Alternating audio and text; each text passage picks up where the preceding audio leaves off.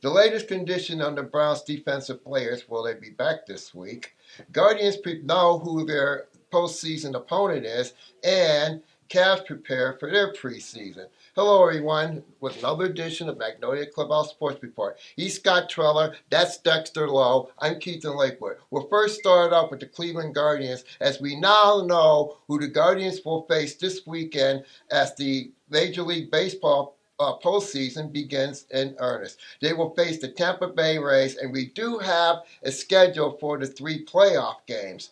Friday and Saturday, 12:15 first pitch, and Sunday, if necessary, 4:07 p.m., which is good if you're a Browns fan. So, now that the Guardians know that who their post-season opponent is, which they've taken 2 out of 3 in from Tampa last week. Scott, how do they face up against Tampa going into this postseason 3-game series?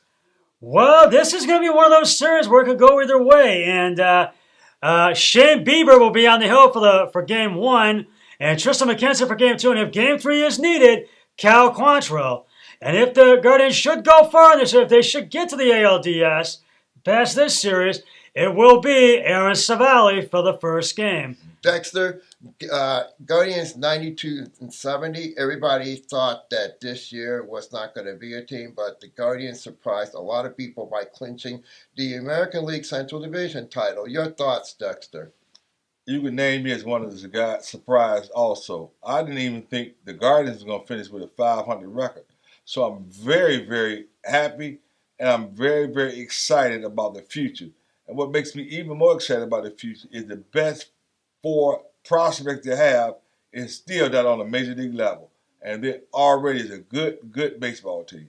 And I agree 100%. Predictions for this series. I see the Guards winning it, but it probably will have to take all 3 games to win this series because Tampa Bay is not a pushover. They are a tough team, and they match up well against the Guardians, who the Guardians have had trouble against the Rays in past years. However, this year they've taken 4 out of 6 in the season series. So we're very looking forward to this series. Moving on to the NFL and the Cleveland Browns, Dexter, what is the latest update on Jadeveon Clowney and Myles Garrett? I know Myles practiced yesterday.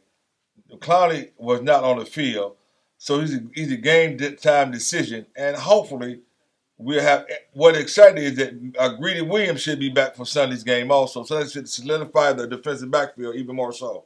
Scott, it seems that LA is a little susceptible. They have given up. They are susceptible to the run, which plays good into the Browns' scheme of things as far as Chubb and Hunter is concerned. And that is very true. They've given up a lot of points in the run. But the Browns, if they want to beat LA, which I do believe they will, I think this is going to be the big upset of the week. This could very well be. But they have got to score points on 4th down. And now they have no breakdowns whatsoever in this game. Because that's what costed it last week. Atlanta took advantage of everything last week. Dexter, Coach Stefanski in his pregame interview this week tried to defend himself about the last week's game in which the Browns blew an opportunity early in the game to score a touchdown, to score a field goal, instead going for the touchdown and losing it on 4th down. Now, even though Stefanski took all the blame for himself, who's really to blame? Is he listening to the people upstairs, or is he taking his own plays? I know when I played sports, the coach took the heat for the entire team. So what I think what he's doing is what good coaches do. Take the pressure, because the bottom line is everything is improved through him. He is the head coach. Yeah. So I agree.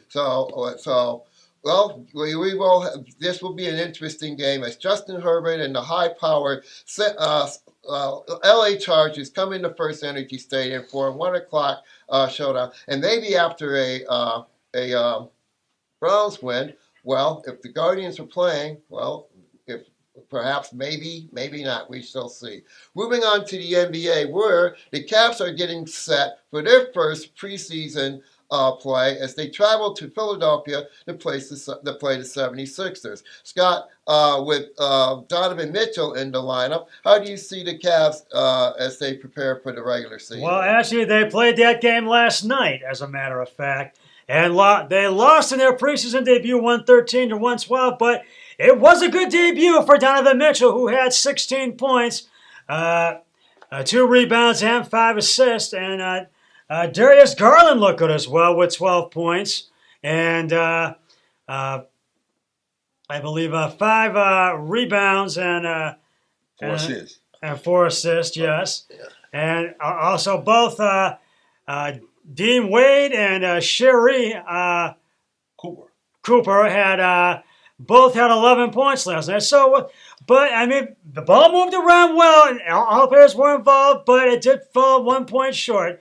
And they will be playing. Their next preseason game will be against the Philadelphia 76ers again on Monday, this coming Monday, here at Rocket Mortgage Fieldhouse. And bear in mind, this is only preseason, so it just doesn't matter right now. Well, these don't mean anything, but they have looked good. How long would you believe will take Donovan Mitchell to get into the mix of the Cavs? I would say it would take at least 10 games. But based on what I saw yesterday, the mix between him and Garland was sensational. He was 6 of 9 from the field, 3 or 4 from the three-point line, and he showed his ability to take people off the dribble. Also, I was very excited about the play of LeVert, who had an excellent game also yesterday. LeVert is fighting for that starting number 3 position along with Isaac Okoro, but we shall see how that works out. How was Evan Mobley in his first preseason? Evan Mobley didn't play because he hurt an ankle, so he's going to be out for the next 1 week to 2 weeks. Yeah. Also, I like to say this about, if I was the Cavaliers, and I'm not, of course, I would start Isaac Okoro because we need some punch coming off the bench. We're going to need some punch coming off the bench with Love and LeVert and Seti and the other guys. I think it's best for him to come off the bench. Yes, Ricky Rubio, he will not be available till at least maybe December at the earliest. Yes. At the earliest I was December. just going to say that. But I'm going to tell you something, Keith from Keith Lakewood. I was excited about number 19. The guy from Spain, the third backup guy, he played a very good floor game. Very good. Yes, he did. I agree. He did.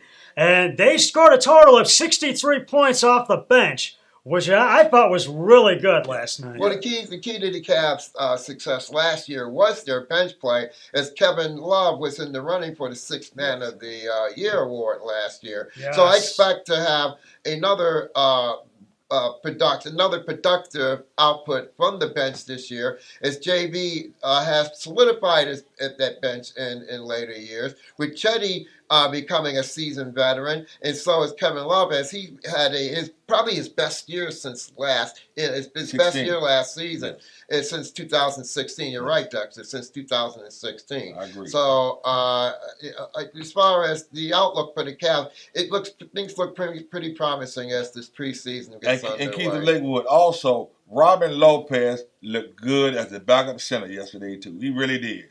We got depth that we didn't have before. And to finish this off, we cannot go without this, guys. Aaron Judge, number 62, went by Roger Maris. Your thoughts, Dexter?